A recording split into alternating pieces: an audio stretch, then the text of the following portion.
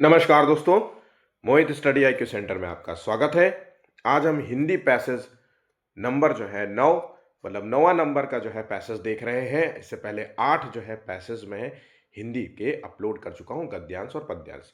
यहाँ से आपको 15 क्वेश्चंस जो है देखने को मिलेंगे। 15 नंबर जो है मतलब 15 में से 15 क्वेश्चंस जो है आप सही कर सकते हैं और इतने नंबर बहुत होते हैं किसी के पास और फेल करने के लिए।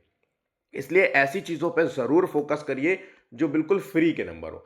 आपको पैसेज दिया जाएगा और उसके नीचे उसको पैसेज को रीड करना है, उसके नीचे कुछ क्वेश्चंस दिए जाएंगे, उसका उत्तर देखना है, उस पैसेज में ढूंढना है। ठीक है? तो मैं आज ट्रिक भी बताऊंगा कि आपको कैसे पैसेज सही करना है। ठीक, जिस तरीके से आप लोग कमेंट करते हैं, मुझे मतलब बहुत खुशी होती है कि आप लोग जो है वीडियोस को पसंद करते हैं और मेरे जो है बनाए हुए नोट्स को जो है आप लोग अप्रिशिएट करते हैं। मुझे बहुत बहुत खुशी होती है। मैं पूरी तरीके से आपको मैं फिर से कहना चाहूँगा, एग्ज़ाम होने तक, है ना? एग्ज़ाम होने तक आपको पूरा कंप्लीट जो है नोट्स दे दूँगा। 8 फरवरी के आने से पहले मतलब 5-6 तारीख तक मैं आपको पूरा का पूरा कंप्लीट नोट्स प्रोवाइड कर दूँगा हर तरीके से, हर सब्जेक्ट्स का। ठीक है? तो आइए, वीडियो अच्छा लगे तो प्लीज़ वीडियो को लाइक ज़रूर करिएगा और शेयर कीजिएगा अपने दोस्तों के साथ, और चैनल को सब्सक्राइब नहीं किया तो प्लीज़ चैनल को भी सब्सक्राइब कर लीजिएगा। देखिए, पैसेज को सॉल्व करने का सबसे बेस्ट तरीका ये है कि पहले पैसेज के क्वेश्चंस को रीड कर लो। पहले एक बार आप जब क्वेश्चंस को रीड कर लोगे ना, तो आपको पता चल गया जैसे कि तिरुवल्लुवर और कबीर के बीच में संबंध को ढूंढना है यहाँ पे। उसके बाद नारी जाति से संबंधित एक क्वेश्चन है। उसके बाद ईश्वर भक्ति में जो है क्या है, समास है कौन सा है, किसी धर्म की आवश्यकता कब नहीं रहती, और स्नेह और जतन शब्द जो है क्रमशः क्या है ना? यदि कबीर कबीर का जन्म इस वर्ष हुआ है तो तिरुवल्लुवर का समय, इस तरीके से एक क्वेश्चन आ गया। तिरुवल्लुवर का के जो है अनुसार श्रेष्ठ धर्म कौन सा है, तमिल का जो है किस भाषा में जानते हैं, और ये चंद्रगुप्त और चाणक्य के बीच में संबंध को। तो इस तरीके से अगर आपने एक क्वेश्चन एक बार रीड कर लिया, अब कितना वक्त लगा, मुश्किल से 1 मिनट। मैं थोड़ा तेज कर रहा हूं, आप थोड़ा स्लो कर लीजिए। और फिर उसके बाद आप जो है पढ़ना शुरू करिए अपने जो है गद्यांश और पद्यांश को।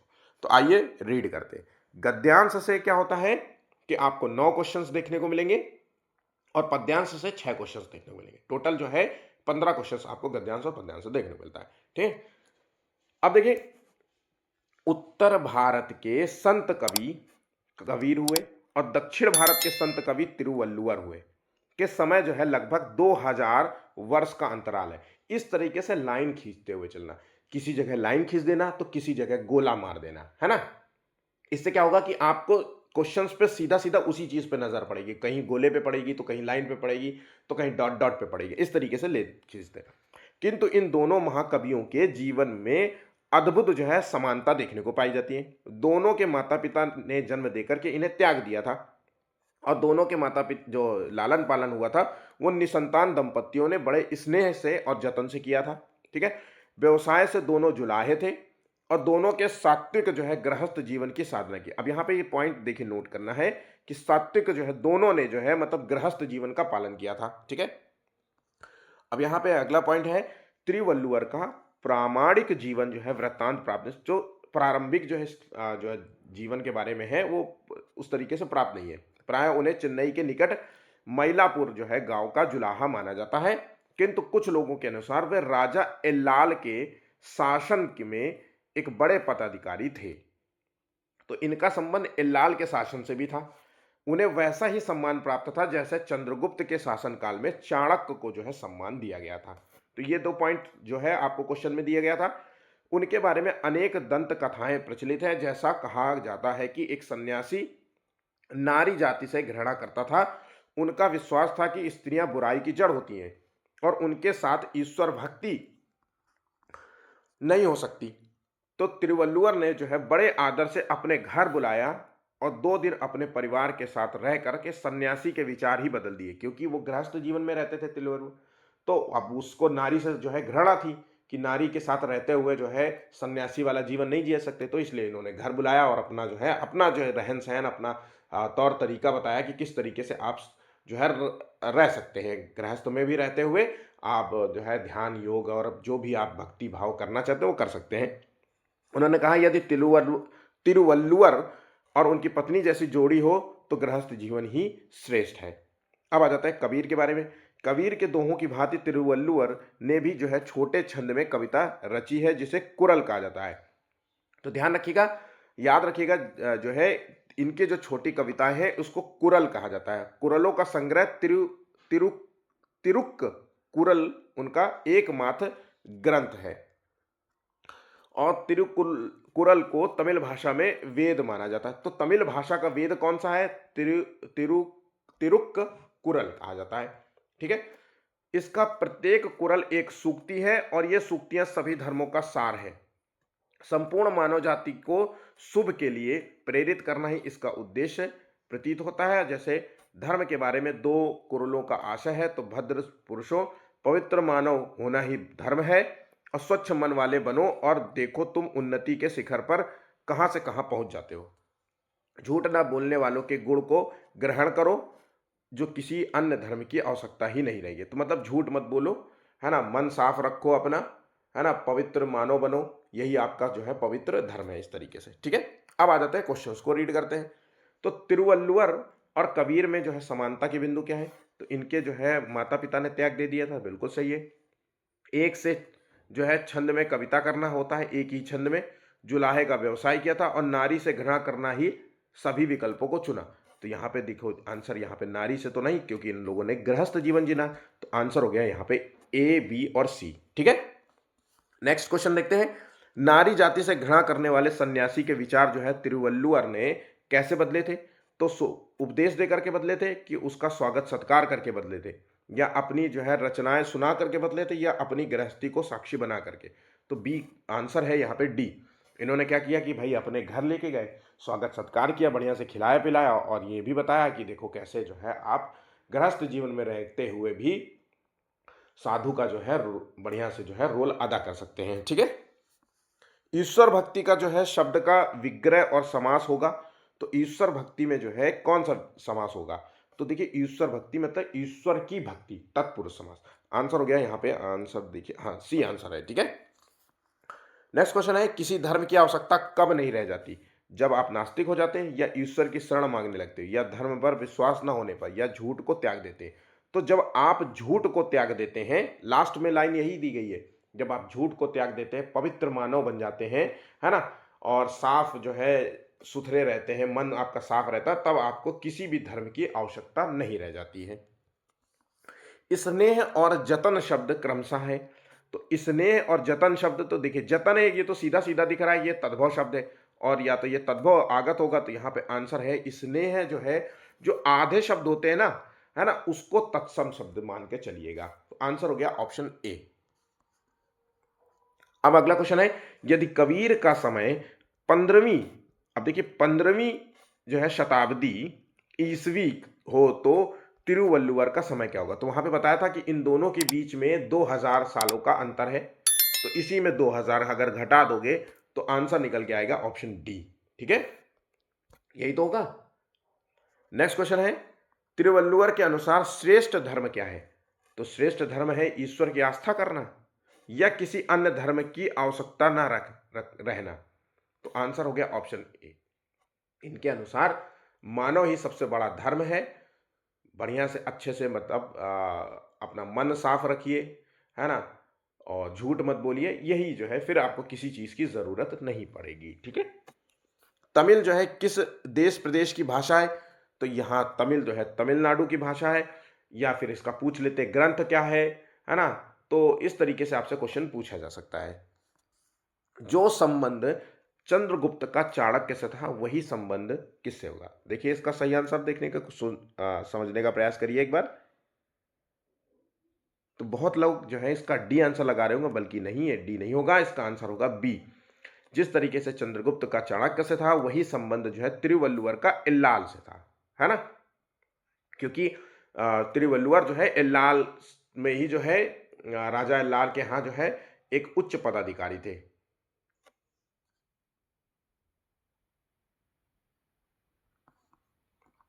अब आ जाते हैं पद्यांश की तरफ बढ़ते हैं।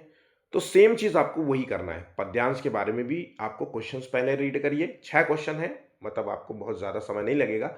बहुत ध्यान से क्वेश्चंस को रीड करिए, उसमें मुख्य बिंदु को जो है पकड़ने का प्रयास करिए, फिर उसके बाद पढ़िए, और हर एक एक चीज मैं फिर से कह रहा हूं, बहुत आसान होता है लेकिन प्रैक्टिस मांगती है। जब तक आप गद्यांश और पद्यांश की आप प्रैक्टिस नहीं करोगे, आपके क्वेश्चन सही नहीं होंगे। या फिर जो है 15 में से 10 सही होंगे, 8 सही होंगे। अब 8 सही होने का मतलब समझ रहे हैं आप, 7 क्वेश्चन आपके गलत हो गए। 7 नंबर बहुत होता है, कई बार तो आपके 3-3 नंबर से जो है आप फेल हो जाते हैं, आप कट ऑफ क्लियर नहीं कर पाते, इसलिए ध्यान रखिएगा। आ जाते हैं, पढ़ते हैं, देखते हैं।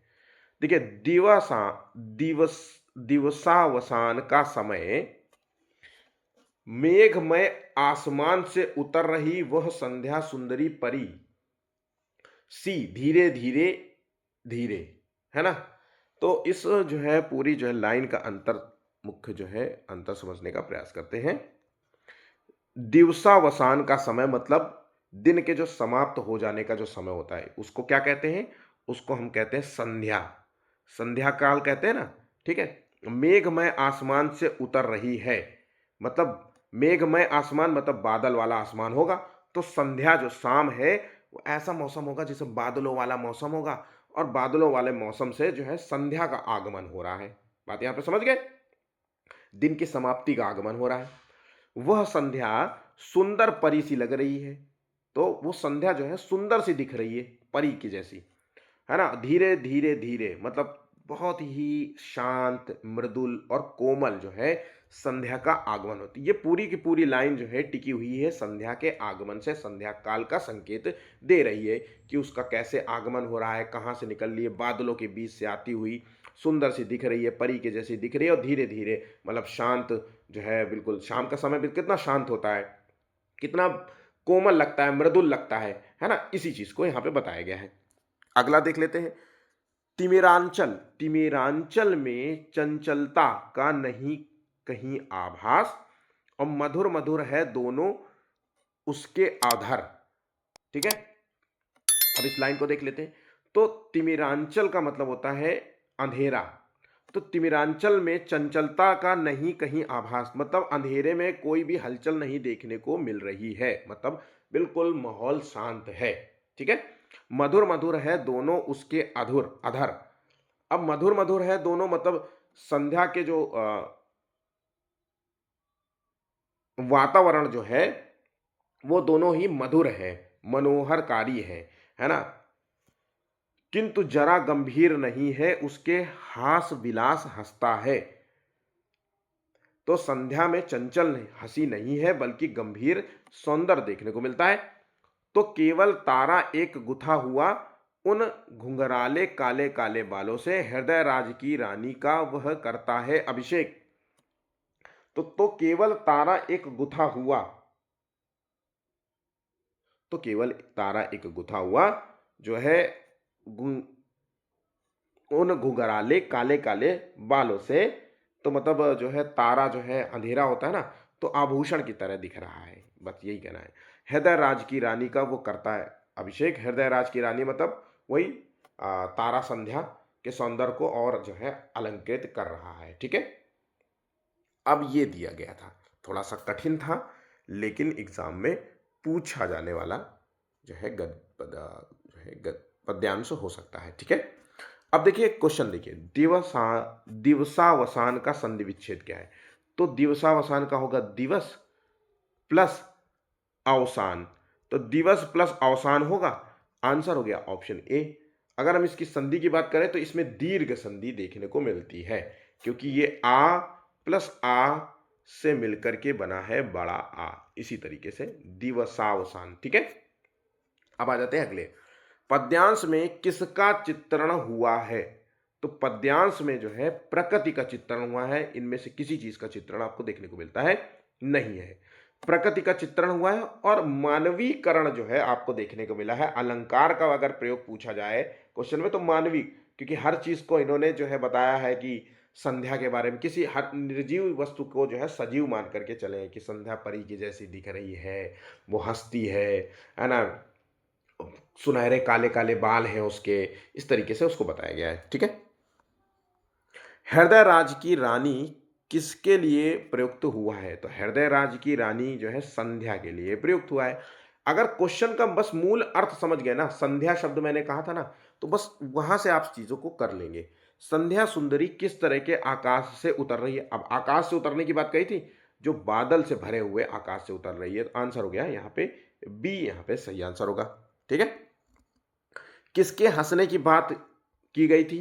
तो भाई मेघ तो हंस नहीं रहा था, है ना, संध्या भी नहीं हंस रहा था, तारा जरूर हंस रहा था। तो आंसर हो गया यहाँ पे सी, सही जवाब होगा। पद्यांश में किस अलंकार का प्रयोग अधिक जो है मुखरित हुआ है? तो अलंकार की बात हो रही है, तो देखिए मैंने आपसे कहा था कि इसमें मानवीय करण का जो है, मानवीय अलंकार का जो है ज्यादा हुआ है, मानवीकरण अलंकार का प्रयोग ज्यादा हुआ है। ठीक है। यहाँ पे क्या होता है कि किसी मानवीकरण में क्या होता है कि किसी निर्जीव वस्तु को भी मानव की तरह जो है संज्ञा दी जाती है, सजीव वस्तु की तरह जो है उसे वर्णन किया जाता है। जैसे संध्या को परी कहा, हंस रही है वो, तो ये जैसे मानवीय गुण इसके बताए गए हैं। ठीक है। तो कुल इस प्रकार के आपको क्वेश्चंस देखने को मिलेंगे डेली जो है। मैं आपको मतलब रूटीन बेस पे जो है मैं आपको पैसेज कराता हूँ, आप पैसेज जरूर सॉल्व किया करिए।